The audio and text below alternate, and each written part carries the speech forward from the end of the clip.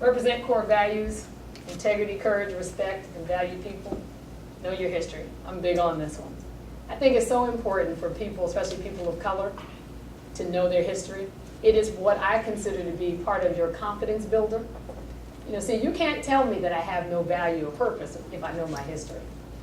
When I was first traveling Arkansas, the parts manager at the dealership, when I traveled with the guy I was replacing, was very nice the first time we went in. The second time I went in, the man, I sat down, he left his door open, which means everybody in the parts department could hear everything he said.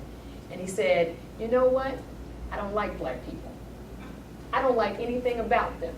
They are lazy, they're shiftless, they have done nothing for this country, they've done nothing but undermine the goals and values of this country. And the more and more we keep getting, huh? This was Little Rock. That's not home, is it? I'm from, yeah. Okay. Not Little Rock, but. And they've done nothing but undermine the true value of this country, and they continue to do it. So as far as I'm concerned, you can pack your bags and you can go.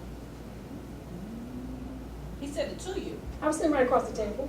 Oh, You thought he called me? I thought he was having a little conversation. No, Oh, no. He was right here and I was right here. With my little briefcase in tow, because it's my first dealer contact by myself. Right. Yeah. Oh, that's, He waited till the guy who I replaced, who looked just like him, wasn't around. So as far as I'm concerned, you can pack your bags and go. And at 22, I'm sitting there going, nah, he didn't say that to me.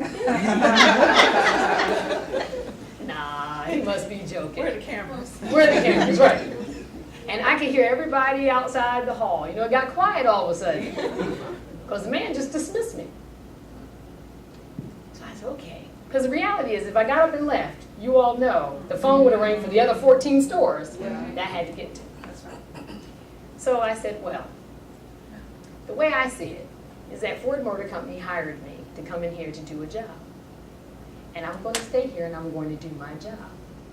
I'm not going to debate any of these issues with you, but I will tell you this. Since you think that poorly of people of color, you have an opportunity.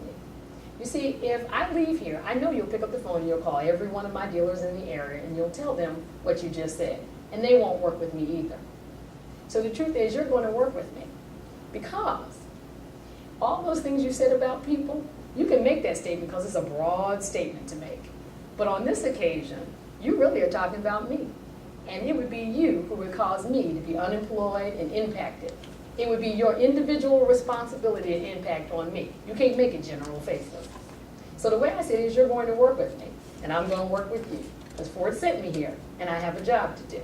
So as far as I'm concerned, you might as well open up your book, and let's get started, and let's figure out what it is you want to order. Complete silence. See, now, at 22, and I have a father who is not with us, but he was quite an activist. I could hear him in the back of my head. And what he was saying was not going to work in that moment. Because he did get to share it with me when I left there, because needless to say, I was like, dang.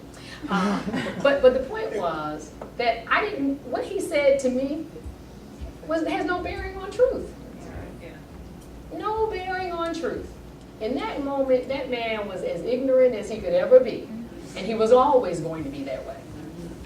But I knew enough about me and my people that is hogwash. And his facts weren't even close to being straight. If you want to talk about welfare, he should have been holding up a mirror. Especially in Arkansas. So it didn't make one. And at the end of my time there, the beauty in this story is that they gave me a going away party because I was the best rep they ever had. And the cute part of the story was that my regional manager at the time and my boss came to the party. My regional manager was Caucasian male. My boss at the time was African American. And the dealer stands up and he says, oh, Lisa was the best rep we ever had. She worked harder than anybody. We can't believe it. And you know, we don't like black people, so we were really surprised.